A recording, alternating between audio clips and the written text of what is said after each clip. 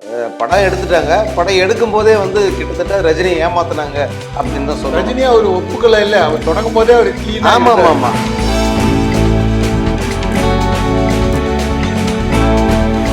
இது சொல்லி 10 நிமிஷத்துல வந்து தமிழ்நாட்டு ஊடகங்கள் வந்து அலறுது. என்னன்னு அலறுதுன்னா, ரஜினி மன்னிப்பு கோரினார், ரஜினி பகிரங்க மன்னிப்பு, இங்க பிரச்சனை ஆகுது அது. ரஜினி நிபந்தனையற்ற மன்னிப்பு.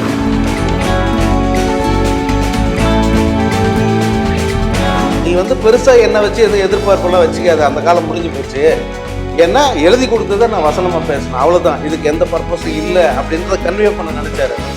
ஆனா அவர் நினைச்ச எதுவுமே அதில் நடக்கல.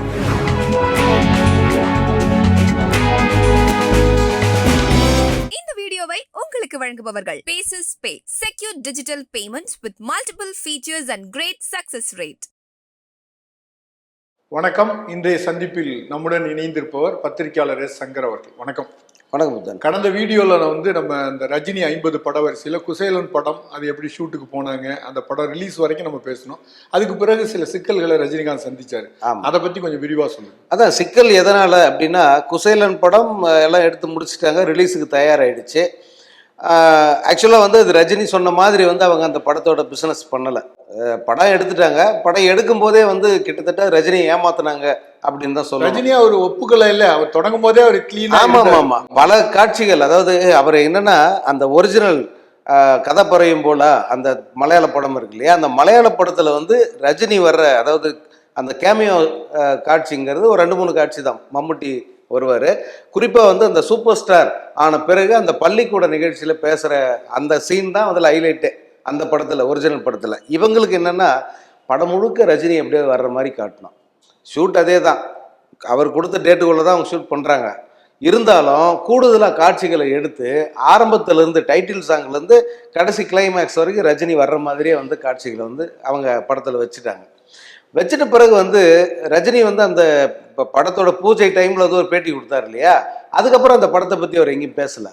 ஆனால் படத்தோட இயக்குனர் பி. வாசு, படத்தோட தயாரிப்பாளர் கே. பாலச்சந்தர் அவங்க வாய்ப்பு கிடைக்கும் போதெல்லாம் இது ரஜினிகாந்த் படம், ரஜினி ரசிகனை இந்த படம் ஏமாத்தாது, என்னெல்லாம் அவன் எதிர்பார்த்து வரானோ அத்தனையும் வந்து இந்த படத்தில் இருக்குது அப்படிங்கிறத தொடர்ந்து சொல்லிக்கிட்டே வந்தாங்க. அது வந்து உண்மையிலே ரஜினிக்கு ஒரு பக்கம் ரொம்ப தர்ம சங்கடத்தை ஏற்படுச்சு. ஏன்னா நம்ம அப்படி வரவே இல்லை இந்த படத்தில். அவர் உடனே மறுக்கல, அதை எப்படி மறுக்க முடியும்? ஏன்னா வந்து அது குருநாதருக்கு அவர் கொடுக்குற ஒரு இதுதான். ஆக்சுவலாக அந்த படமே இன்னொரு கதை இருக்குது அதுக்கு. என்னென்னா அது ஆக்சுவலாக தானு சார் பண்ண வேண்டிய படம். கலைப்புலி தானுக்கு வந்து அவர் எப்போ 80களிலே வந்து வாக்கு கொடுத்துருக்காரு ரஜினி சார், நீங்கள் ஒரு படம் பண்ணுங்க, நான் கால்ஷீட் தரேன்னு சொல்லிட்டு.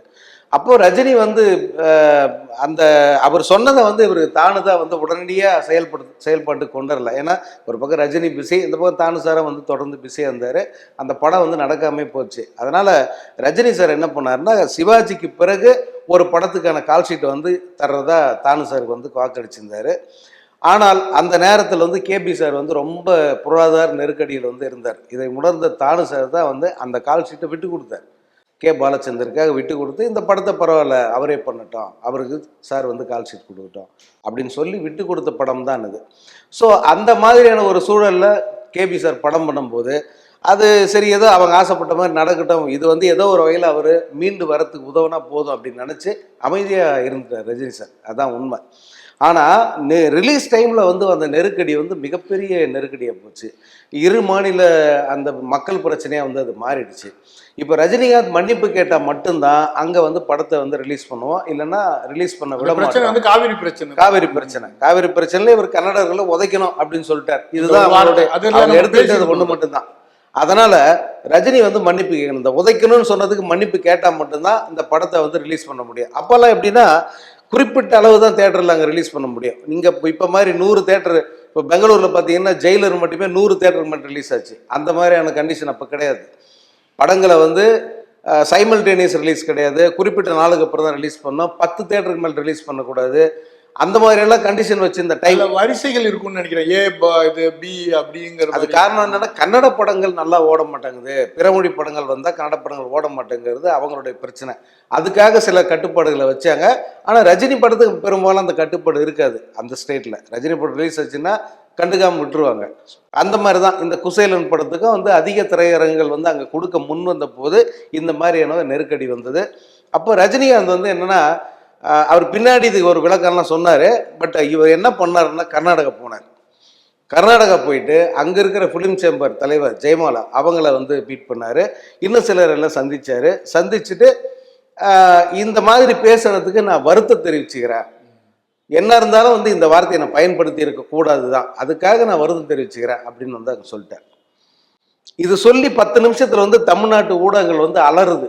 என்னன்னு அலறுதுன்னா, ரஜினி மன்னிப்பு கோரினார், அப்படி போட்டாங்க. ரஜினி பகிரங்க மன்னிப்பு, இங்க பிரச்சனை ஆகுது. ரஜினி நிபந்தனையற்ற மன்னிப்பு. 3 தினசரி பத்திரிகைகள், முன்னணி பத்திரிகைகள் இதுதான் தலைப்பு செய்தியா கொண்டு வராங்க. ஆனா லெட்டர்ல கன்னடாவில் லெட்டர் எழுதியிருக்காரு. இந்த கன்னடா லெட்டருக்கு என்ன அர்த்தம் அப்படின்னு சொல்லிட்டு அங்க பெங்களூர்ல இருந்து எங்க கரஸ்பாண்டன்ட் ஒருத்தரை கூப்பிட்டு வந்து நான் கேட்கும்போது அவர் எனக்கு படிச்சு காட்டுறாரு.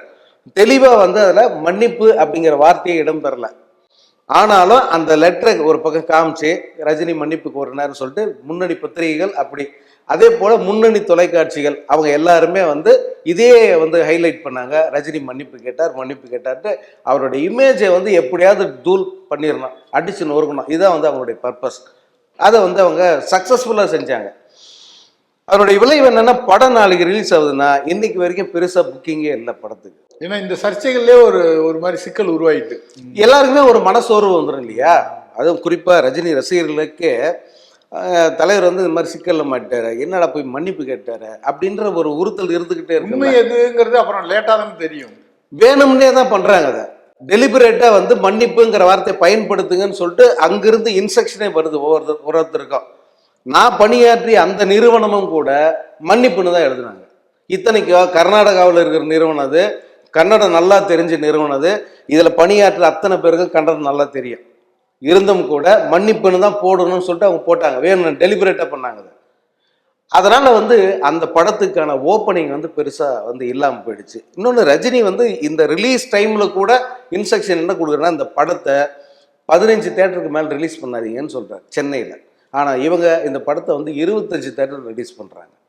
அதே போல் பிஸ்னஸ், இதை வந்து என் படம் அப்படின்னு சொல்லி விற்காதீங்க, தயவு செஞ்சு வந்து லோ ப்ராஃபிட்டுக்கு லோ ப்ரைஸ் வந்து இதை வந்து சேல் பண்ணுங்க அப்படின்னு சொல்கிறாரு. அதையும் கேட்கல.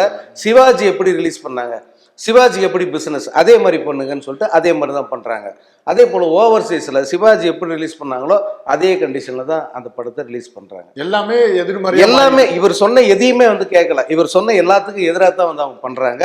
படம் ரிலீஸ் ஆச்சு. அதனுடைய ரிசல்ட் என்னன்னா, படம் ரிலீஸ் ஆகி 3வது நாளே ஒரு 15 பேர் எக்மோரில் ஒரு ப்ரெஸ் மீட் வைக்கிறாங்க. அவங்க வந்து விநியோகஸ்தர்கள் அப்படின்னு சொல்லிட்டு வராங்க. யாருமே எந்த ஊருக்காரங்க இல்லை, அவங்க வெளியூர், அதாவது ஆந்திராவிலேருந்து வந்தேன்னு சொல்லிட்டு வராங்க. ஏன்னா இந்த படம் ஆந்திராவிலே நேரடி படமாக கதாநாயகன்ற படமாக ரிலீஸ் ஆச்சு. பல வருஷத்துக்கு பிறகு தெலுங்கு பேசி ரஜினி நடித்த படம் அது. அதனால் ஆந்திராவிலேருந்து விநியோகஸ்தர்கள் வந்து ஒரு கொஞ்சம் பேர் வராங்க. எக்மோரில் தான் ப்ரெஸ் மீட்டு. அந்த ப்ரெஸ் மீட் அவசரமாக சொல்லும்போது நானும் போய் கலந்துக்கிறேன். யாருமே தமிழர்கள் கிடையாது. ஆனால் இந்த ப்ரெஸ் மீட் அரேஞ்ச் பண்ணது யாருன்னா, இங்கே இருக்கிற ஒரு முன்னணி செய்தி நிறுவனம் அரேஞ்ச் பண்ணுது. அதாவது எந்த மாதிரியான ஒரு அந்த சதிங்கிறதுக்கு ஒரு உதாரணம் அது. இங்க இருக்கிற முன்னணி செய்தி நிறுவனம் அவங்களுக்கு வந்து பிரஸ் மீட் அரேஞ்ச் பண்ணி கொடுக்குதுங்க, வாங்க பேசுங்க, படம் பெரிய லாஸ்ன்னு சொல்லுங்கன்னு சொல்லி கூட்டு வந்து வைக்கிறாங்க.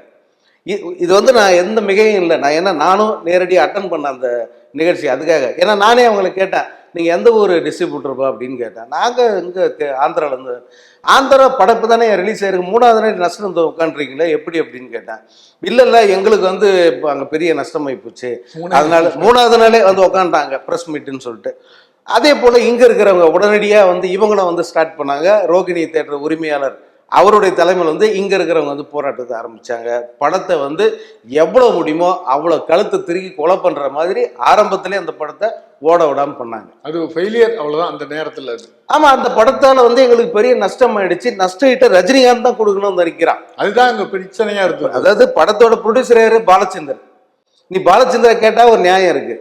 அவன் பாலச்சந்தர் கிட்டேயே போல, அல்லது எக்ஸிக்யூட்டிவ் ப்ரொடியூசர் இருக்கிற புஷ்பா கந்தசாமி கிட்ட கூட போல. அவன் நேரடியாகவே ரஜினி வீட்டுக்கு போறான்றான். போயஸ் கார்டன் தான் என்னுடைய இலக்கு, எனக்கு வந்து நீ நஷ்டீடு கொடுத்தாவணும், 10 கோடி உடனடியாக நஷ்டீடு வேணும்னு கேட்குறான். ரஜினி அதில் சம்பளமே 10 கோடி கூட வாங்கலை அந்த படத்துக்கு. ஏன்னா குருநாதர் அப்படிங்கிறதுனால ஆக்சுவலாக அவருக்கு உதவுறதுக்கு நடிச்சு கொடுத்து ஒரு படம். ஆனால் இவருக்கு மிகப்பெரிய உபத்திரமா அந்த படம் மாறிச்சு.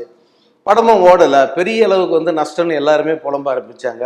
கடைசியில் வேறு வழி இல்லாமல் ரஜினிகாந்த் தன்னுடைய கை காசை போட்டு அந்த பிரச்சனையை செட்டில் பண்ண வேண்டிய ஒரு நிலைமை வந்தது. ரஜினியை பொறுத்த வரைக்கும் வந்து அந்த படத்திலேயே கூட நிறைய அந்த கேள்வி பதில் செஷன் மாதிரி ஒன்று வரும். ஆர் சுந்தரராஜன் கேட்க ரஜினி பதில் சொல்கிற மாதிரி எல்லாம். அவர் அதை எப்படி யூஸ் பண்ண நினச்சாருன்னா, வெளியே வந்து தன்னை பற்றி இமேஜ் ஒன்று இருக்குல்ல, சினிமாவை அவர் தன்னுடைய சினிமாவோட அரசியல் பேசி தன்னுடைய படங்களை ஓட வைக்கிறாரு, இதுக்காக தான் அவர் ரசிகர்களை பயன்படுத்துகிறாருன்னு ஒரு அலிகேஷன் இருந்தது இல்லையா, அதுக்கெல்லாம் ஒரு விளக்கம் சொல்லணும்னு நினச்சி ஒரு காட்சி வச்சுருப்பார். நானாக எதுவும் பேசுறதில்ல, இயக்குநர்களும் அந்த திரைக்கதை ஆசிரியர்களும் என்ன எழுதி கொடுக்குறாங்களோ அந்த வசனத்தை தான் நான் பேசுகிறேன், அதுக்கு நீங்கள் ஒரு அர்த்தம் எடுத்துக்கிட்டால் நான் என்ன பண்ணுறது அப்படின்னு ஒரு வசனம். காக்கா கழுகு கதை மாதிரி. ஆமாம் ஆமாம், ஆக்சுவலாக அவர் கன்வே பண்ண நினச்சது அதுதான். நீ வந்து பெருசாக என்ன வச்சு எதுவும் எதிர்பார்ப்பெல்லாம் வச்சுக்காது, அந்த காலம் முடிஞ்சு போச்சு, ஏன்னா எழுதி கொடுத்ததை நான் வசனமாக பேசினேன், அவ்வளோதான், இதுக்கு எந்த பர்பஸும் இல்லை அப்படின்றத கன்வே பண்ண நினச்சார் அவர். ஆனால் அவர் நினச்ச எதுவுமே அதில் நடக்கலை, எல்லாமே அவருக்கு எதிர்மறையாக போச்சு. இருந்தும் வந்து இந்த சங்கடத்தையும் கடந்து போகணும் அப்படின்ற அமைதியாக வந்து இந்த பிரச்சனைலேருந்து வெளியே வந்தார். அதன் பிறகு வந்து ஒரு விழா ஒன்று நடக்குது. இந்த விழாவில் கே பாலச்சந்தர் கலந்துக்கிறாரு, ரஜினிகாந்த் கலந்துக்கிறாரு. மிகப்பெரிய ஒரு போராட்டம், பெரிய மனச்சோர்வு, அவ்வளவையும் தாண்டி வந்து அந்த நிகழ்ச்சியில் ரஜினி வந்து ரொம்ப ஒரு பேரமைதியோடு வந்து பேசின அந்த காட்சியை வந்து நான் பார்த்தேன். அப்போ வந்து சொன்னார், ஒரு பிரச்சனையை வந்து நம்ம அப்படியே நீடிக்க விட்டுக்கிட்டே இருந்தால் அது என்னைக்கு முடிவுக்கு வர்றது, முடியாமே போயிடும். என்னை பொறுத்த வரைக்கும் எந்த பிரச்சனை இருந்தாலும் ஒன்று சண்டை போட்டு அதை முடிக்கணும், இல்லையே சமாதானமாக முடிக்கணும், ஏதோ வகையில் முடிக்கணும், அவ்வளோதான். முடிக்காமல் அதை தொடர்ந்து இழுத்துட்டு இருக்கக்கூடாது. அதுக்காகத்தான் நான் வந்து இந்த லெட்டரை கொடுத்தேன். கன்னட ஃபிலிம் சேம்பரில் நான் ஒரு லெட்டர் கொடுத்தேன்னு இன்னைக்கு இவ்வளோ பிரச்சனை பண்ணாங்க இல்லையா, நான் ஏன் கொடுத்தேன், பிரச்சனையை முடிக்கணுன்றதுக்காக தான் கொடுக்குறேன். மற்றபடி வந்து நான் போய் மன்னிப்பு கேட்கணுன்றது அவசியமே கிடையாது. ஏன்னா என் வாழ்க்கையில் அடுத்த வேளை சாப்பாட்டுக்கு வழியே இல்லை அப்படிங்கிற நேரத்தில் கூட யார்கிட்டையும் போய் நான் கெஞ்சி நின்னதில்லை, யாருக்கிட்டையும் போய் நான் வாய்ப்பு கேட்டதில்லை, யாருக்கிட்டையுமே நான் மன்னிப்பு கேட்டது கிடையாது. அப்படிப்பட்ட நான் இன்னைக்கு இந்த பொசிஷனில் இருக்கும்போது மன்னிப்பு கேட்பேனா? நான் சொன்னது வந்து இந்த வார்த்தையை நான் பயன்படுத்துறது தப்பு தான், அதுக்காக வந்து நான் வருத்தப்படுறேன். இந்த பிரச்சனையை வர முடியுங்கன்னு நான் சொன்னேன். ஆனால் இங்கே இருக்கிறவங்க அதை அப்படியே வந்து தலைகளை மாற்றி இந்த படத்தையே வந்து காலி பண்ணிட்டாங்கன்னு ரொம்ப வருத்தத்தோடு பகிர்ந்துக்கிட்டார் ரஜினி. இல்லை, இந்த பிரச்சனை ரொம்ப தீவிரமா இருக்கும்போது அவரோட கைப்பணத்தை கொடுத்து அந்த பிரச்சனையை. ஆமா ஆமா ஆமா, அது எந்த காலகட்டத்தில் பண்றாரு? அது வந்து இந்த 2008 2009 தான் இந்த பிரச்சனைகள் நடக்குது. அந்த டைம்ல வந்து கடைசியா வந்து அவருக்கு தன்னுடைய கை காசு 3 கோடி ரூபாய் வரைக்கும் வந்து இந்த படத்துக்காக அவர் தன்னுடைய இதை கொடுத்து இந்த பிரச்சனையை வந்து அவர் செட்டில் பண்ணாரு. அவர் என்னன்னா செய்யாத தப்புக்கு தண்டனை அனுபவிச்ச ஒரு மனநிலையில தான் இதை வந்து அவர் செஞ்சார் ரஜினிகாந்த். ஏன்னா அதன் பிறகும் வந்து பல நேரங்களில் வாய்ப்பு கிடைக்கும் போதெல்லாம் வந்து சொல்லியிருக்காரு, இந்த படம் ஏன் இப்படி போச்சு, இத்தனைக்கு அந்த படம் வெளிநாட்டில் நல்ல வசூல், கிட்டத்தட்ட சிவாஜிக்கு இணையான ஒரு வசூல் வந்து குசேலனுக்கு வெளிநாட்டில் கிடச்சிது, இங்கே வந்து அது நடக்காமல் போச்சு. அதே போல் தெலுங்குலேயும் வந்து படம் பெருசாக போகலை. ஆனால் ரஜினி வந்து அது சொன்னார், ஒருவேளை நான் சொன்ன மாதிரி இந்த படத்தை அவங்க விளம்பரப்படுத்தியிருந்தா, ரிலீஸ் பண்ணியிருந்தா அந்த படம் வந்து மிகப்பெரிய அளவுக்கு போயிருக்கும் அப்படின்னு சொல்லியிருந்தார். இந்த படத்தில் இன்னொரு பிரச்சனை என்னென்னா, படத்தில் நடித்த கேரக்டரில் மகா கடுப்படித்த கேரக்டர் யாருன்னா வடிவேலுமா பசுபதியும். காமெடிங்கிற பேரில் வந்து வடிவேல் வந்து அவ்வளோ இம்சை பண்ணியிருப்பார். அதே போல் ஒரு தேர்ந்த நடிகன் பேர் எடுத்த பசுபதி ஒரு விளக்கெண்ணெய் குடிச்ச மாதிரியே படம் பூரா வந்து போவார். இத்தனைக்கே படம் அவர் தோளில் தான் இருக்குது, அவர் தான் படத்தை எடுத்துகிட்டு போனோம், அவருக்கு ஜோடி மீனான்ற ஒரு பேரழகி. ஆனாலும் அந்த படத்தில் நீங்கள் பசுபதி நடிப்பை பார்த்தீங்கன்னா அவ்வளோ கடுப்பாக இருக்கும். அதில் இந்த படத்தை வந்து உட்லேண்ட் தேட்டரில் தான் பத்திரிகையாளர் காட்சி போட்டாங்க. நான் உட்காந்து பார்த்த வரிசையில் எனக்கு பக்கத்தில் கனிமொழி இருக்காங்க, அதுக்கு பக்கத்தில் அந்த தமிழ் மையம்னு ஒரு அமைப்பு இருந்துச்சு, அதனுடைய ஜெகத் கஸ்பர் இருக்காங்க. அந்த படம் போடுறது கிளைமேக்ஸ் காட்சியில் கனிமொழி தேம்பி தேம்பி அழுற காட்சியை நான் பார்க்குறேன். அந்த அளவுக்கு பாதிப்பை ஏற்படுத்தின ஒரு படம் தான் பல்வேறு அரசியல் காரணங்களுக்காக படுதோல்வி படமாக மாறிச்சு. மீண்டும் பேசுவோம். நன்றி, வணக்கம். வணக்கம். இந்த வீடியோ உங்களுக்கு பிடிச்சிருந்தா லைக் பண்ணுங்க, ஷேர் பண்ணுங்க, கமெண்ட் பண்ணுங்க. மறக்காம OH சினிமா சேனலுக்கு சப்ஸ்கிரைப் பண்ணுங்க.